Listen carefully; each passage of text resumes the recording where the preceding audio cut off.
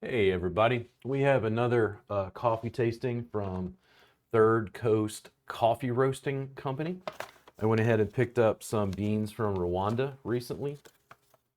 Wanted to check these out. I really find it interesting how much the tasting process changes my enjoyment of the coffee because it's this little meditation on the coffee bean. When I drink it just around the house, usually I'm in the it's in the morning. I'm more rushed. Um, I'm not a morning person. I'm a little more annoyed.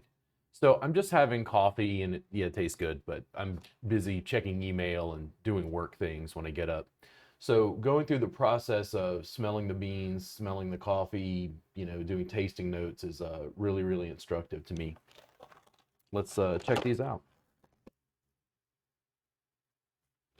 Whew, deep chocolate, very like earthy.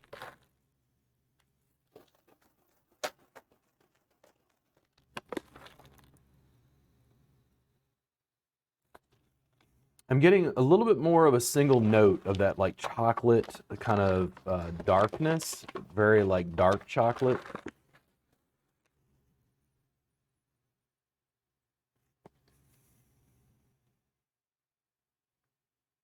It's very broad and robust, but I'm not getting like multiple notes off of the nose just with the beans themselves.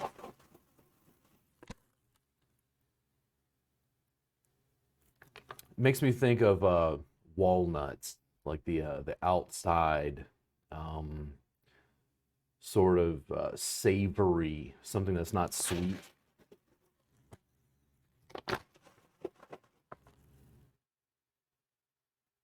Yeah, very earthy, dark chocolate is the main thing I get on the nose from the beans. I've also been taken aback as I've been doing this, the taste differences between the brewed beans and the dried. I find that really interesting. I don't know all of the, I guess, chemistry involved, but it's really interesting to try out different coffees and see how they are, how they respond. I'm again using my Chemex and I use these natural filters. Oh, if you're looking for these, by the way, I think there's a link to this stuff below um, that you can pick up one of these if you want. I made fun of this at first. I thought this was the dumbest thing ever. I didn't understand why in the world someone would, you know, why hipster coffee? Like why are you doing this to yourself? And I think it gives a more controlled extraction. It allows me to change the grind size through my grinder, which is also available down below. And then I'm able to control the amount of water that goes through it. So I just feel like I'm more in control of the process. And frankly, it's got a ritual nature to it that I think is what people really like. Drip coffee, I will drink. I often find it kind of thin compared to this. This is thicker and more robust in my experience. So let's go ahead and see if I can pour a cup here. And we'll move this to the side. Looks like that's just about done.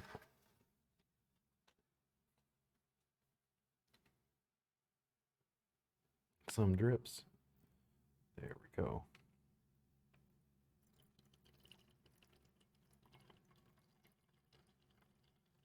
I usually don't drink my coffee black. And again, I also find that very instructive. I'm able to try the coffee on its own before there's anything added to it. Really interested to see, just how this is going to go. It's probably going to be pretty hot, but we will check this out here in 2 seconds. I get some additionally, not additionally. For coffee, guys. I can't talk. Initially, I'm getting a little bit of bitterness, and I think that's what that was with that walnut. It reminds me of like not just the walnut, but like the walnut husk, that slightly bitter, like sort of surrounding material that's around a walnut when you crack it open. Very deep. It's almost like it almost makes me think of like molasses, and I think also I'm jaded because of this because it seems like it's a little bit of the color as well, the darkness of the coffee.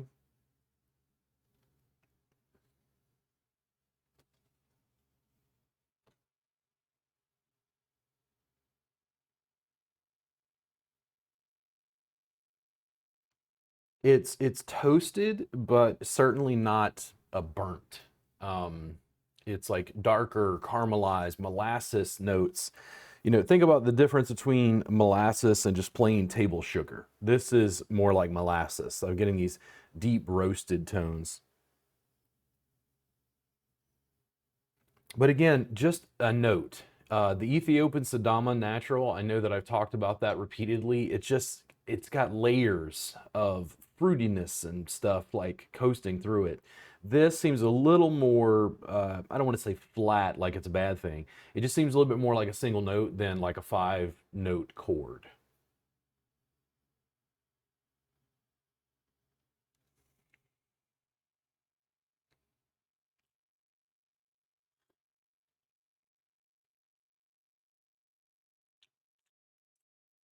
Yeah, molasses. Darker, roasted coffee, dark chocolate.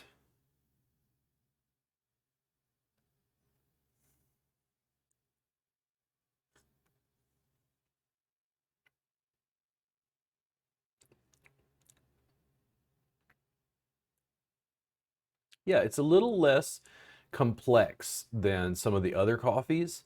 I think this is really good. I've been able to notice with Third Coast Coffee Roasting Company that I developed a sort of a flavor profile for Colombian coffees or coffees in an area of South America where the Colombian coffee has a distinct flavor profile that is a little bit different, a little bit unique to the region.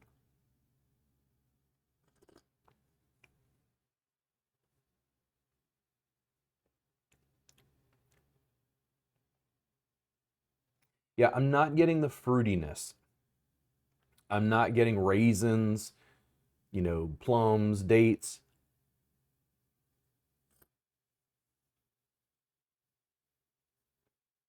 It's just more the chocolatey end of the spectrum. I think this is super great.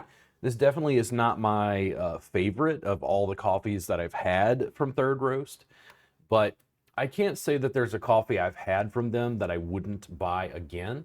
I was even looking last night to figure out what coffee to buy next and was surprised because there aren't that many left for me to wax poetic about, which means I go back to buying my regulars and favorites.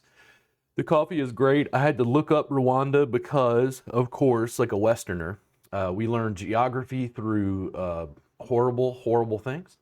Rwanda is just below the equator and in Eastern Africa. It sounds like about half of the country is more like coffee growing region. The other half is dedicated to like wildlife preserves and things. So I'll pull up here on their website. We've got, again, Third Coast Coffee Roasting Company. You can find them online.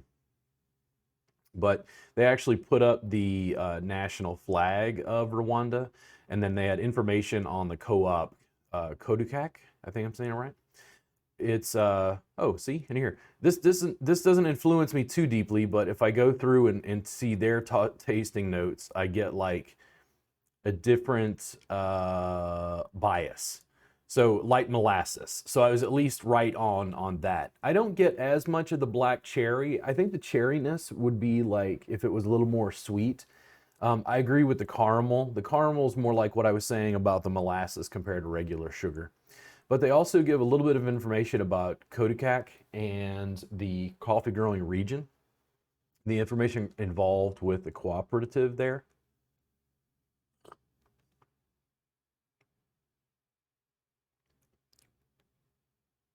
And it makes me feel better to buy from a company that is doing something to support the coffee growing region where the coffee is from. That feels pretty nice to me. You know, I think it's a great brew. I'd highly recommend trying this out. I'm going to add some cream here in just a second.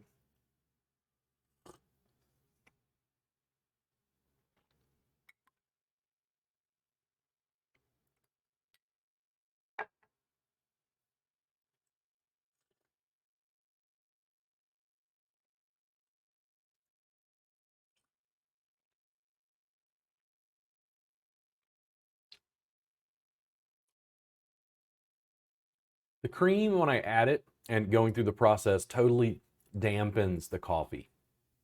You're getting this burst of cream and dairy flavors, and then the coffee flavor is more subdued, like underneath. It's adding layers of complexity, like I talked about that chord. So if you get a chance, the beans here, again, this is Rwanda from Third Coast Coffee Brewing Company, Coffee Roasting Company. I would definitely go ahead and check this out. I think it's great. I'll see you guys again soon for another review. I'm going to continue tasting various food items, liquor items. I got a whole host of beer and liquor that I need to clean out. I've had liquor bottles for quite some time that need to be cleaned, or gotten rid of, I should say. So you're going to see more of those over time. If you guys enjoy these, feel free to comment down below. If there's something you think I should review, let me know. And again, there are links to the Chemex and some of this equipment if you want to do this yourself, available down in the links below the YouTube channel here, below the video.